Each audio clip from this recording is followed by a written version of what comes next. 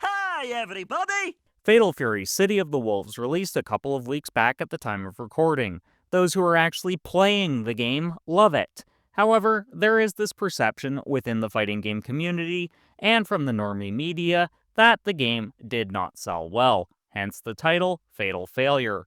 But is that really the case? Let's use what a games journalist and the average pudding-brained gamer seem to lack: something called logic. This is easily one area where I have a bit of a bone to pick with the current narrative. The fact the game seemingly is doing poorly in terms of physical sales and having both a low concurrent and peak player count according to Steam charts. This may help paint a picture, but it does not paint the whole one. For example, Steam charts does not track total sales of a game. With fighting games, this is actually rather important. A lot of people will buy fighting games and not play them at launch, even though that is generally the best time to get into them.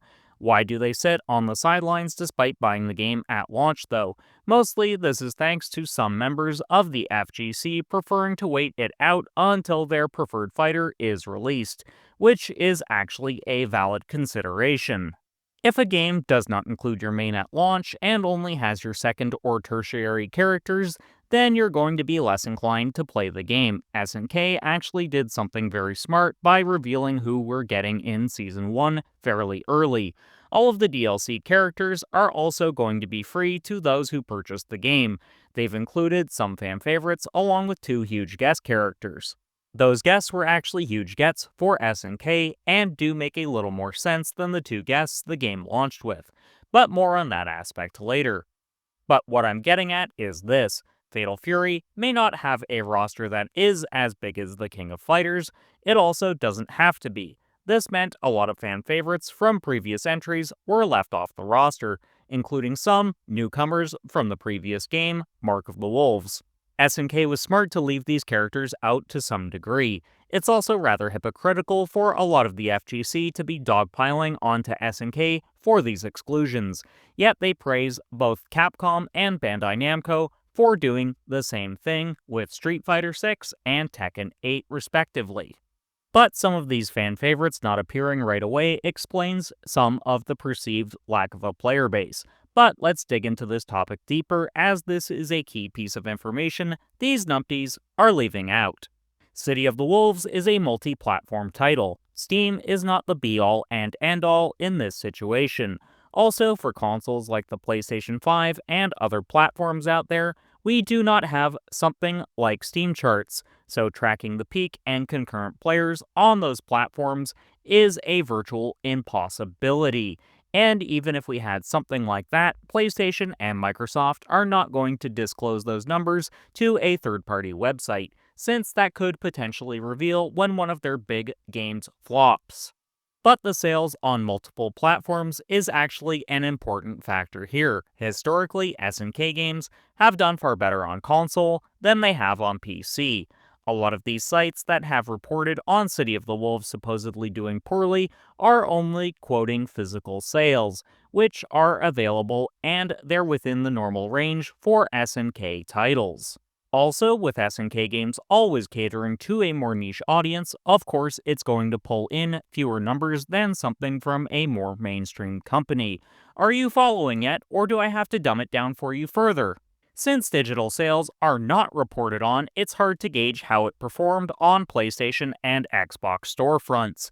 However, since we know these games sell more units on consoles, and since we know the sales of physical games is going down year over year, these numbers are going to look more dire for a small company like SNK. There's another huge blind spot these sites and gamers are also overlooking. SNK rarely, if ever, puts out hard numbers on how one of their games performs sales-wise. Most will say this is because they have something to hide. But if you look at it logically, smaller studios like Nihon Falcom also rarely, if ever, give hard sales figures for their games either, because they're both smaller fish in smaller ponds, meaning these games just do not do the numbers of a Street Fighter, Dragon Quest, Persona, or Final Fantasy. Nor do they have to. Both Falcom and SNK focus more on what their fanbase actually want, not on chasing dubious trends like other companies, just like I focus on what members of the bench mob want. Maybe consider joining the bench mob by subscribing if you like niche content.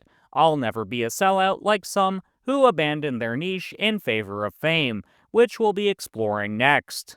While SNK might be trying to break out to a more mainstream audience, at their core, SNK is always going to be niche, since they just do things a little bit differently from the rest of the FGC. Their focus is more on deep mechanics, high skill ceiling titles, with addicting gameplay loops. SNK's flagship series, The King of Fighters, remains niche not because of how many mechanics it has, but thanks to how knowledge check heavy it is. That, coupled with needing to worry about team composition, and it's going to appeal to a smaller audience.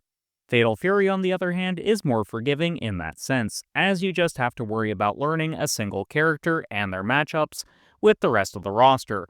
Offset that with having to worry about things like your SPG gauge, Just Defend, Hyper Defense, and a host of other things, and you soon realize you have a lot to juggle, and it's not just a meat and potatoes fighter.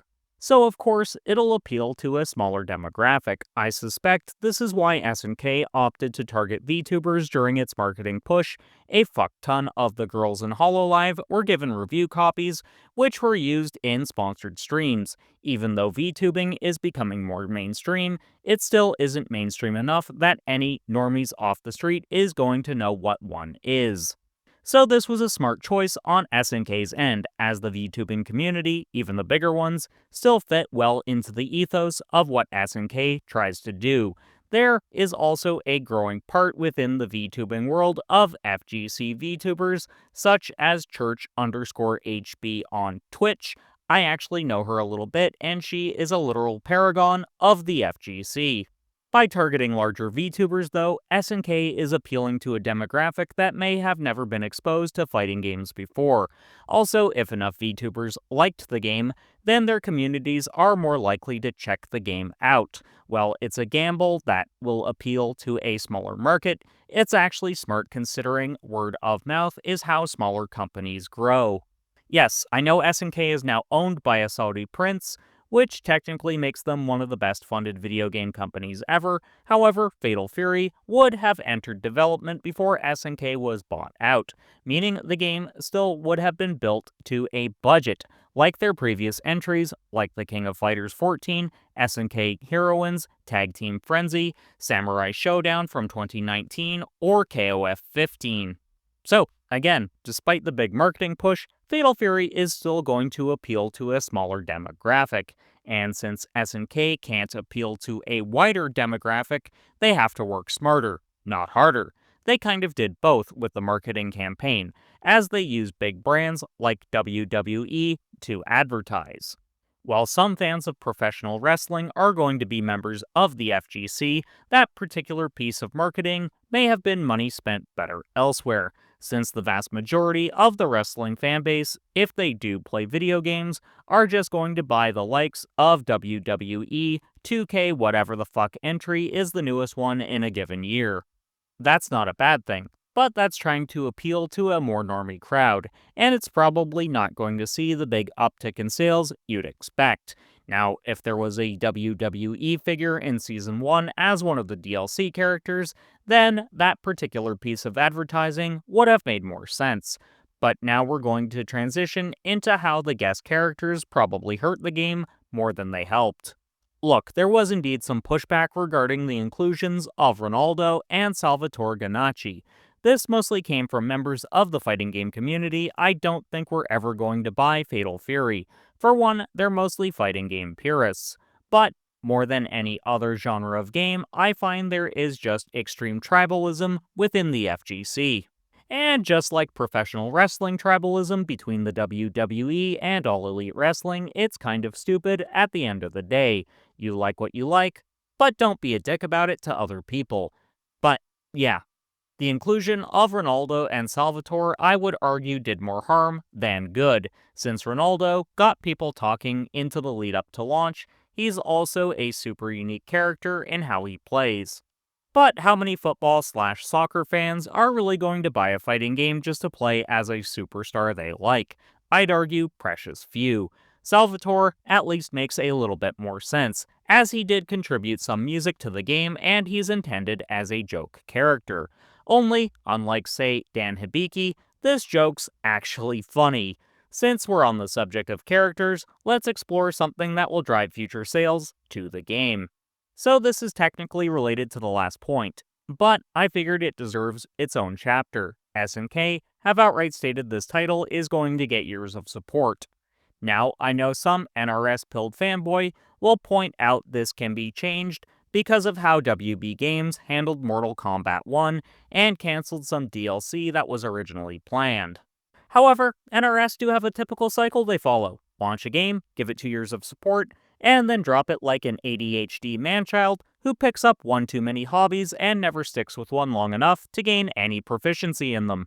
Whereas SNK and most other companies that make fighters, they tend to give the game many years of support. So it actually isn't that big a worry that some of the biggest SNK characters have yet to make their appearance in the game. And I'd argue SNK actually gave us a good number of fan favorites, so the exclusions of Blue Mary Freeman, Duck King, and a few others are actually okay.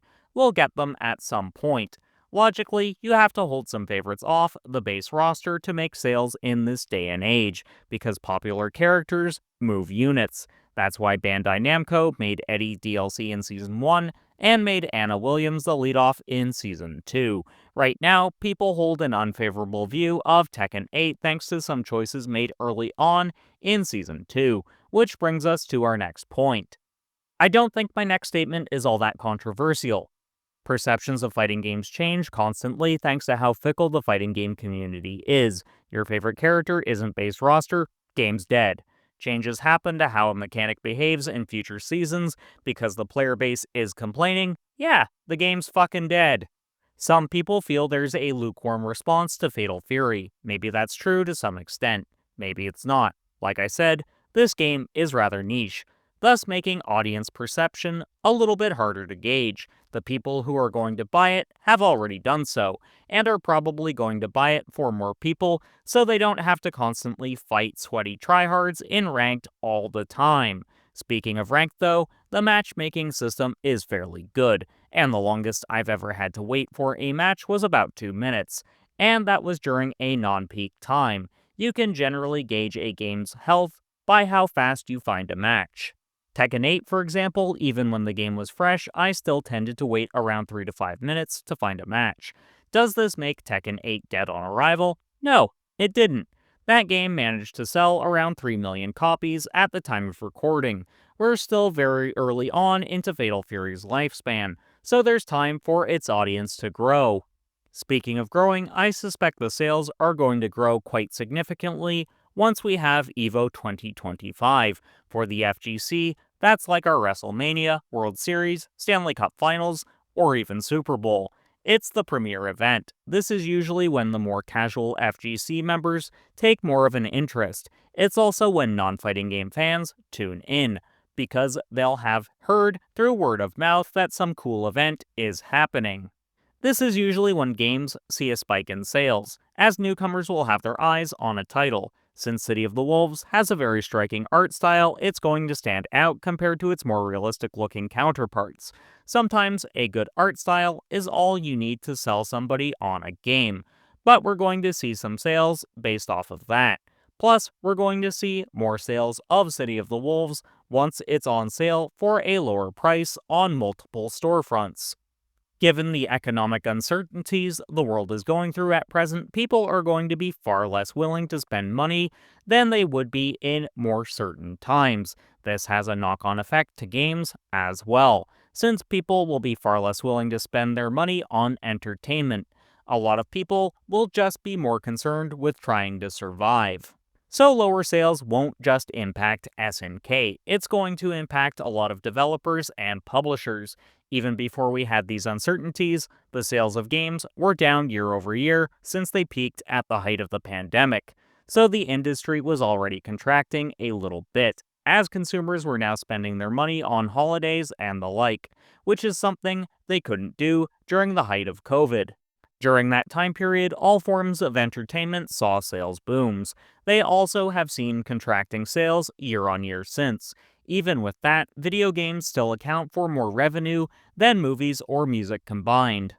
This is the next big point of contention I want to discuss, and I feel it has little to no bearing on sales for City of the Wolves. I'm of course talking about former SNK CEO Kenji Matsubara stepping down and moving to a more advisory role. The man is old. He's 63.